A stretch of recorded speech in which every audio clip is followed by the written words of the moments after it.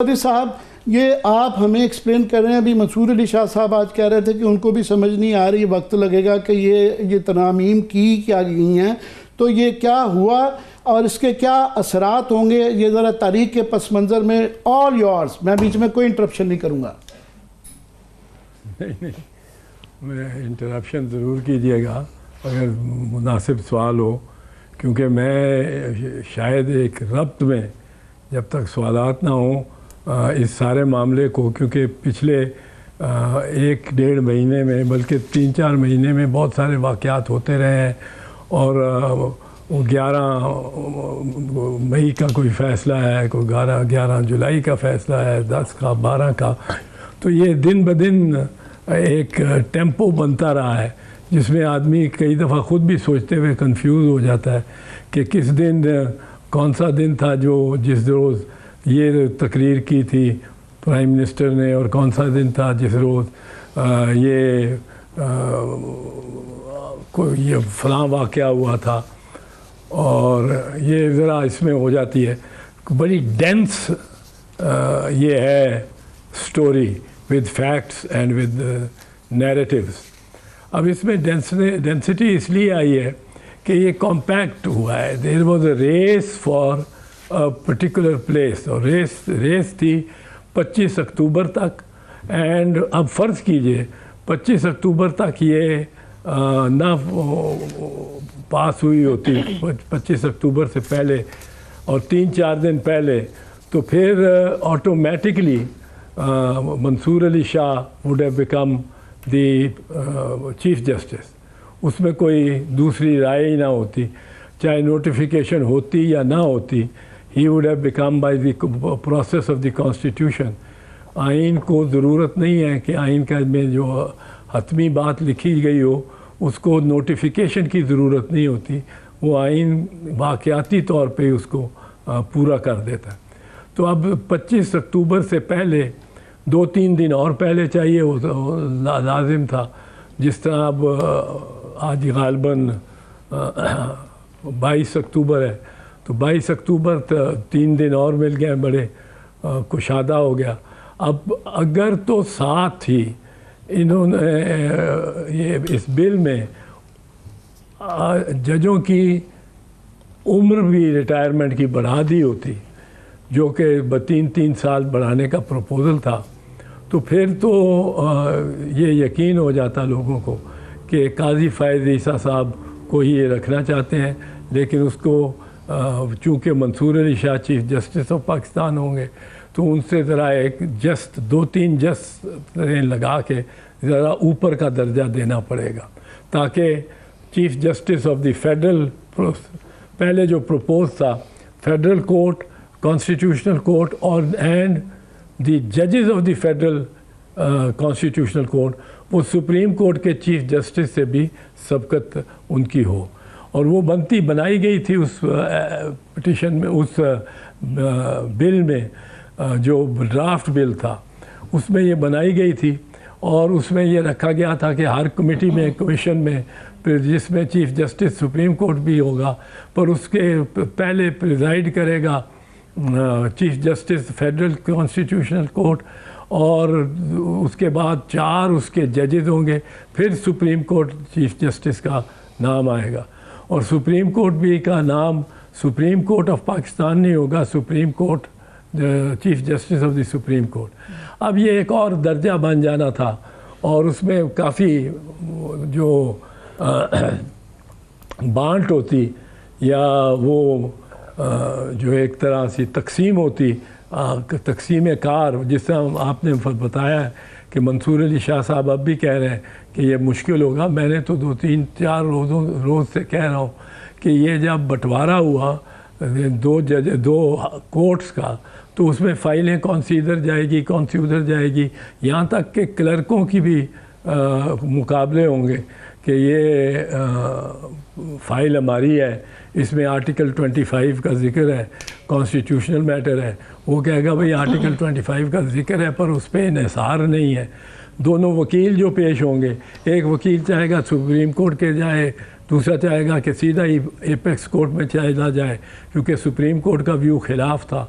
फिर एक और बड़ी मुश्किल पड़ती है जो अब भी पड़ेगी 5 जज हैं बेंच पे सुप्रीम कोर्ट से जो फेडरल कोर्ट का बेंच है।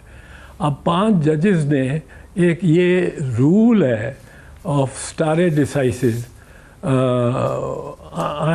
आइन और that you are bound by president. अब प्रेसिडेंट यानी पहले जो आपके नज़ीर है एक मामले में एक नुक्ते पे अगर सुप्रीम कोर्ट के 7 जजों ने एक फ़ैसला दिया हुआ है और वो कानून की इंटरप्रिटेशन से मुतल्लिक है तो वो इंटरप्रिटेशन उस वक्त तक मुकम्मल और हर एक किसी पे उसका पाबंद होगा उस तशरीह का मासवाए एक ऐसा बेंच जो 5 या 7 वाले ओरिजिनल बेंच से ज़्यादा बड़ा हो।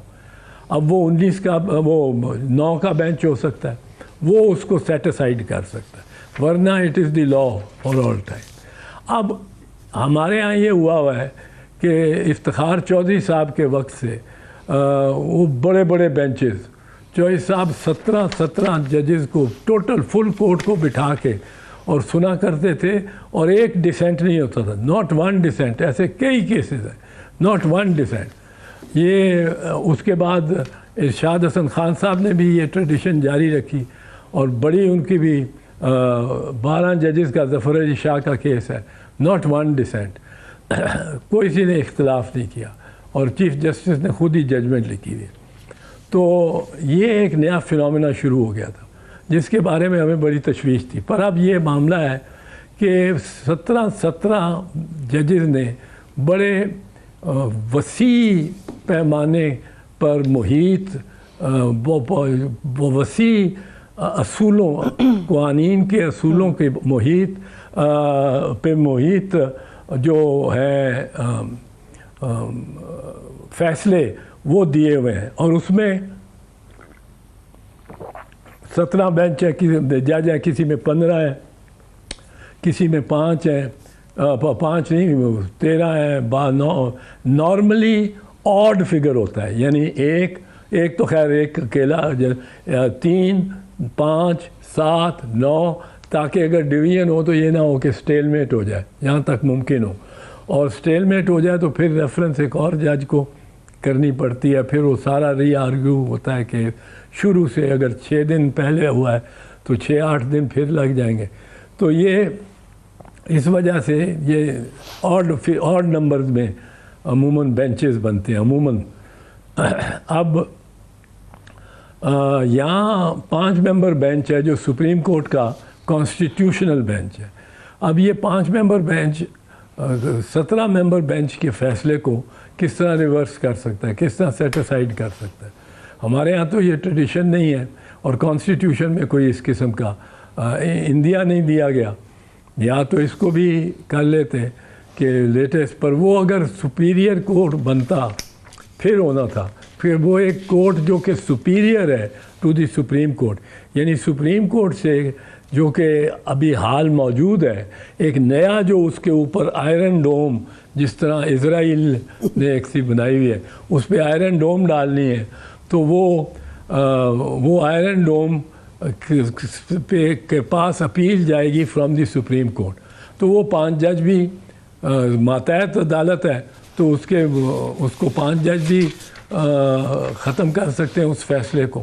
सो बहुत सारे फ़ैसलों में पाकिस्तानी कवानीन जो हैं वो एक लिहाज से जकड़े जाएंगे, क्योंकि वो आप कहेंगे जी आप 5 जजेस बैठे हैं, मेरे पास ये 11 जजेस का फ़ैसला है, वो ये कहता है, उस पर आप वो कहना चाहेंगे कि पर इससे हम किस तरह निकलें, और कि जी आप तो नहीं निकल सकते, आप ज़्यादा मेंबर्स का बेंच बनाएं, पर वो तो कॉन्स्टिट्यूशन बेंच पे ही नहीं है, जिनको उनको बिठा नहीं सकते इस बेंच पे।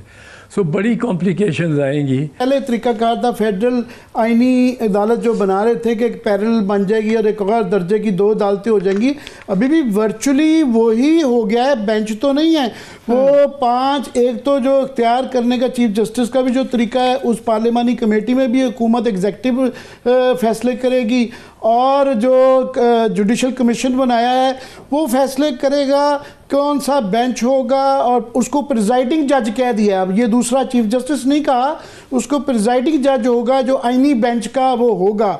मगर हुकूमत से ही रिलेटेड ज़्यादातर केसेस कॉन्स्टिट्यूशनल केसेस होते हैं, उसी उनका अपना केस, उनके अपना बेंच, उनकी अपनी मर्जी के जज, तो फैसले भी अपनी मर्जी के हो तो गया ये सब कुछ। हाँ, नहीं, इसमें वैसे बहुत कुछ निकला भी है, निकाला भी गया है, और उस पर मैं समझता हूँ कि बहुत बड़ा रोल किरदार मौलाना फजलुर रहमान ने, मैं जेन्युइनली समझता हूँ, प्ले किया है। और मौलाना, क्योंकि मौलाना तक जो ड्राफ्ट चल रहा था मौलाना तक के पास जब ने, उसमें बहुत सारी अजीब बातें थी। एक आर्टिकल 8 है, 8 ऑफ द कॉन्स्टिट्यूशन, वो कहता है कि ये अगले चैप्टर में आइंदा बाकी आर्टिकल्स में जो फंडामेंटल राइट्स दिए गए हैं वो नहीं किसी भी कानून या किसी तरह अफेक्ट किए जा सकते। वो फंडामेंटल है, वो बुनियादी हकूक़ हैं हर शहरी के, वो गरीब हो, अमीर हो, ताजर हो, काश्तकार हो, जो भी उसके हर, जिसमें right of freedom, right of free speech, right of association, right of movement, right to own property, इस किस्म की। अब ये राइट्स जो हैं, ये आर्टिकल 8 कहता है ये हावी हैं हर किसी चीज़ पे जो मुतज़ाद हो। लेकिन अब वो उसमें ये रखा गया था, आर्टिकल 8 में जो ये तरमीम करना चाहते थे, उसमें ये था कि मासवाए हर पे अप्लाई करेंगे, मासवाए ऐसा शख्स जो कि किसी ये हिफाजती या सिक्योरिटी लॉ या ये नेशनल डिफेंस या किसी इस सस्पिशन में पकड़ा गया हो। जैसा मुझे तो माजरत के साथ मैं नाजरत के साथ आपकी बात काट रहा हूँ, मगर हमारे साथ हुआ क्या है कि मौलाना ने पहले जो हमें बड़ा सख्त ड्राफ्ट बताया गया, पहले ये एक बॉगी मैन का तस्वुर दिया गया कि बहू आ जाएगा, फिर उसको थोड़ा सा डाइल्यूट कर दिया गया, जिससे हम अब एहसानमंद से हो रहे हैं कि जी बहुत शुक्रिया आपने इसमें से जहर निकाल दिया। हाँ। मगर जो छोड़ा है उसके पीछे भी जो है वन आर्टिकल 199 सूबों के अंदर ये आईनी अदालत के पास चला गया, वो फैसले करेंगे। और यहाँ पे आर्टिकल 8 या 184(3) वगैरह जो है वो भी बुनियादी हकूक़ से रिलेटेड जो फैसले हैं वो भी आईनी बेंच फैसला करेगा। तो किया गया तो कान इधर की बजाय इधर ज़रा नरम तरीके से पकड़ लिया, मगर कान तो पकड़ा हुआ है। तो वही हुई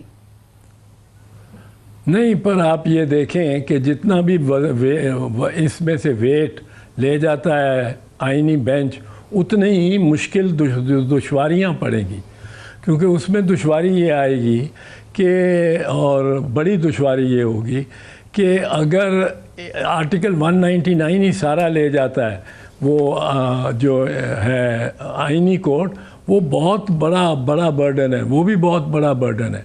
अब जो काम को तकरीबन 40-42 जज नहीं निभा सकते रहे, और वो उनमें ये डिस्ट्रीब्यूट होता रहा ये काम।